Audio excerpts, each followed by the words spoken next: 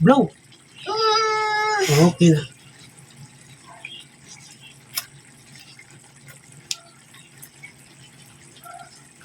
Okay guys, pasadong pasado doon sa ating bunso ang lasa. Ay. Ay. Okay. Yung taba naman, kung natin kung malambot. Dahil ulam nila to, kaya yung panglasa dapat nila ang masusunod. May ilik to. Hot.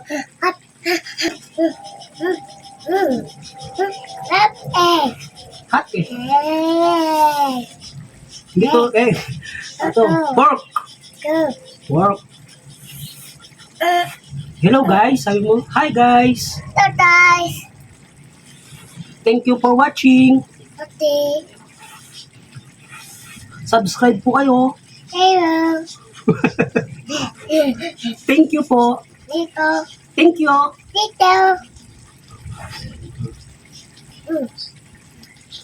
Hot ha? Okay na. Okay na yan. Yan natin yung ulam ngayon. Okay na. Ano? Hot? Sarap.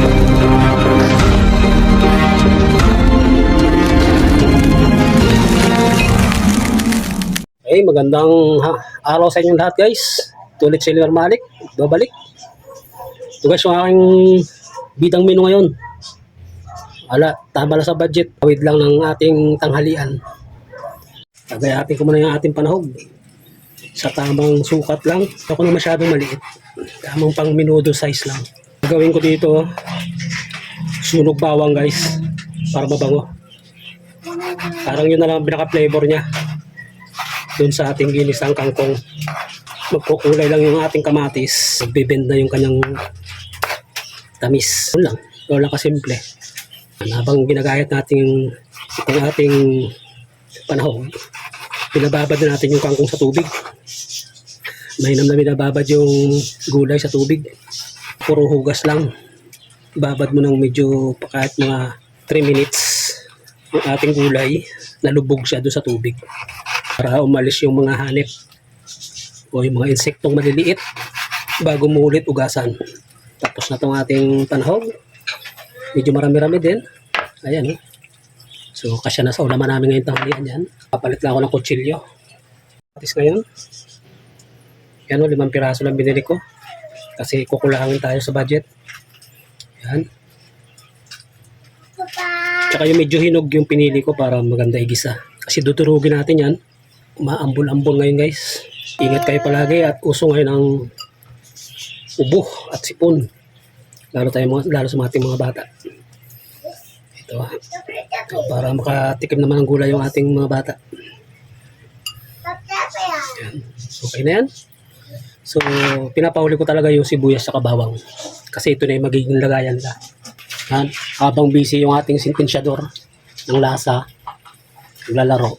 Kaya nakakapagluto tayo. Isa na lang yung sibuyas kong pula. Kaya sasama ko na isang sibuyas na puti. Kumakanta pa yung ating bunso.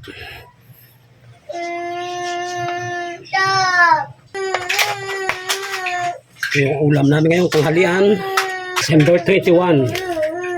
Gigisa ko muna yan bago ko himayin yung aking kangkong. Lagyan natin ng mantika. Unahin ko ngayon guys yung aking bawang.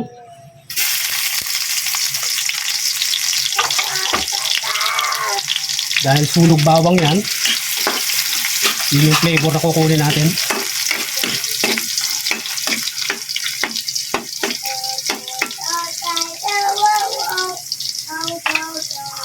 Ayan guys. Habang hinihintay natin yan, panoorin mo natin yung kumakandang bata. Ayan o. Busy sa kalalaro. Sa maingay eh. Ayan. Ayan nga guys, sunog bawang na. Okay na yan. Talagang amoy bawang na. Ilalagay natin yung sapi sibuyas.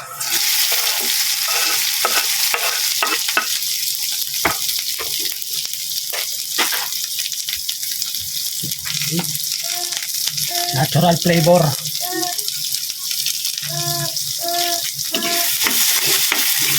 Ganyan lang kasimple guys. Yung ating kamatis. Kamatis, budurugin natin yan. Ganito lang guys, titimpla na natin yan. Lalagyan ko yan ng patis. Ajinomoto. At pamindang crack.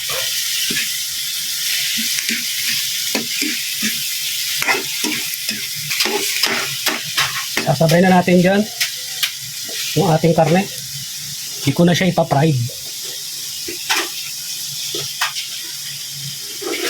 Hayaan natin siyang lumambot at manuot yung lasa ng patis, kamatis, durog na, ay sunog na bawang. Hayaan natin yan. Hindi ko kailangan siyang iprito. Gusto ko magsalib yung kulay ng kamatis doon sa ating karne. So, tayo natin maigayan. Banayad lang yung apoy niya guys. Pag natuyo na yung pinakasabaw, saka natin lalagyan ulit ng tubig yan.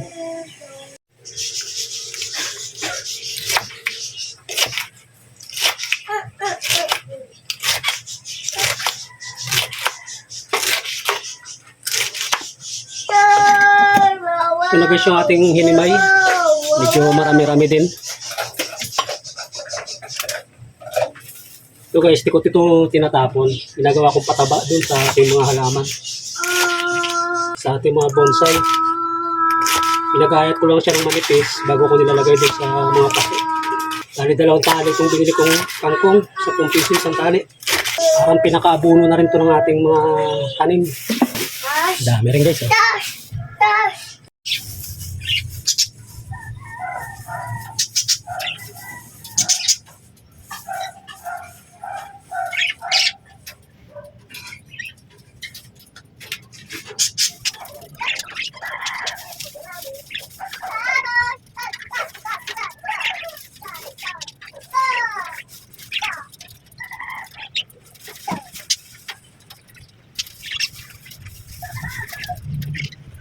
Ayan na nga oh. Bango. Hindi natin sinabawan yan guys.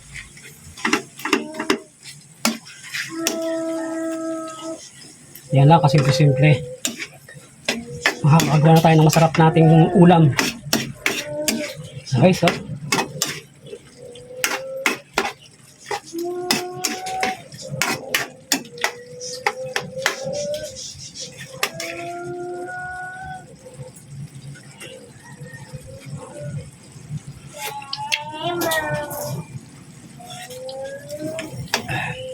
Tabang.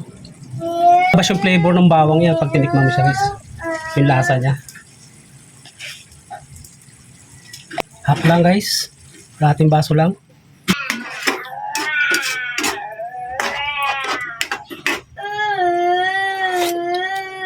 Sarap ng flavor ng bawang. At saka yung combination ng tamis ng tamis at asim ng kamatis. So mag-add lang ako guys ng isang pork cube. So, pinapalambot lang natin yan.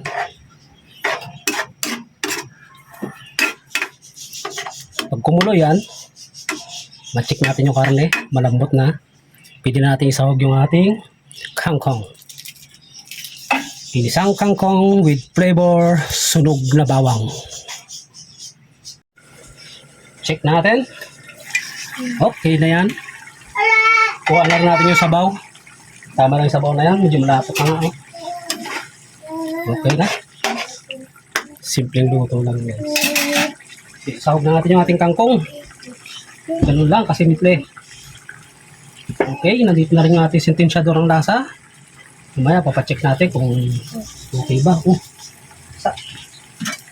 Hilaw pa yan, anak. Hilaw pa eh. Mamaya mo titikman. Pag na yung kangkong, maluto. Yung kangkong, lulutuin natin ng gusto yan. Para iwas kabag ng mga bata. Kasi itong ulam nating pinokontent ay para ulam ng mga anak. So guys, ito na natin ginisang kangkong. Sunog na bawang flavor. Yan na. Ayos. Hot. Hot yan. Yan na guys yung ating sentensyador. Nandito na. Ayan oh. Wait lang. Sabaw lang muna ha. Sabaw lang muna. Ina natin bagay. Oh, may ina na pala po eh. Okay. Wow. Hot.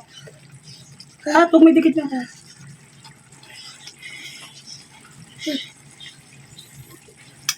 Sarap. Blow. Okay na.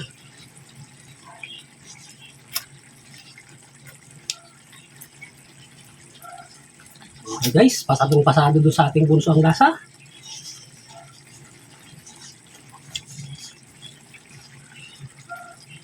Masarap naman talaga.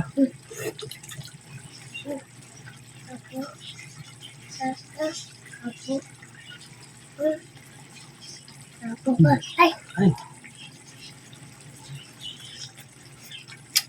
Okay.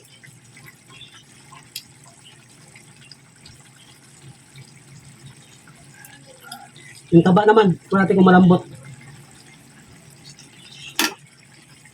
Dahil ulam nila to, kaya yung panglasa dapat nila ang masusunod. Ah, may ilik to. Hot.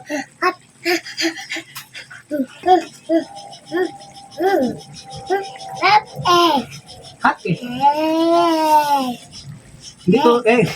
Ito, pork. Pork.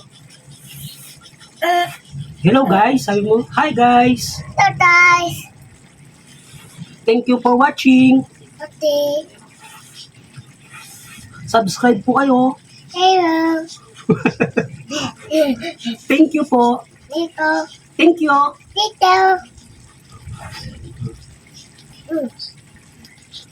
Hot ha? Okay na. Okay na yan. Yan natin yung ulam ngayon. Okay na. Ano? Hot? Sarap? Hindi, dali mo na yung puwan doon. Okay guys, maraming salamat. Bye-bye. Kain po tayo.